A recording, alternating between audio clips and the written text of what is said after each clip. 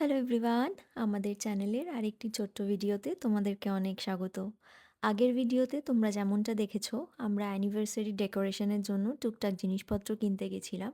তারপর সেখান থেকে ডিনার সেরে বাড়ি ফিরেই বুনু শুরু করে দিয়েছে ডেকোরেশনের কাজ। প্রথমে ও একাই সমস্ত কিছু করছিল, কিন্তু অনেকটা সময় লাগছে দেখে আমি একটু হাত লাগিয়েছিলাম।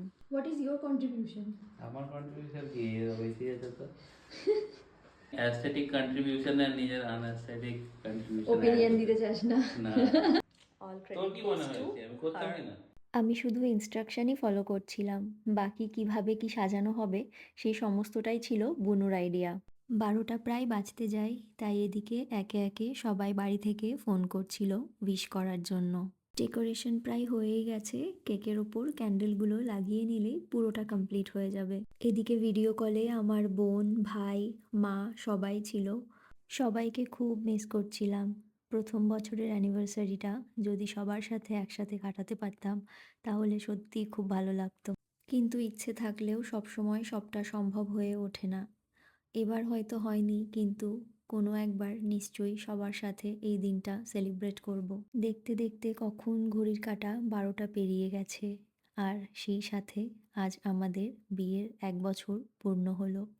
কিভাবে যে এই একটা বছর পেরিয়ে গেল কিছুই বুঝে উঠতে পারলাম না। বিয়ে, এই একটা দিনকে ঘিরে কত দিনের কত পরিকল্পনা, কত আয়োজন, কত কেনাকাটা আর কত স্বপ্ন। কিন্তু দেখতে দেখতে যেই বিয়ের দিনটি চলে আসে, সেই দিন কিছু বোঝার আগেই পুরো দিনটাই পেরিয়ে যায়। আর ঠিক একই রকমভাবে একটার পর একটা বছর কেটে যায়। এদিকে আমাদের কেক কাটা হয়ে গেছে। এটাই ছিল আজকে রাতের আমাদের ছোট্ট একটা সেলিব্রেশন।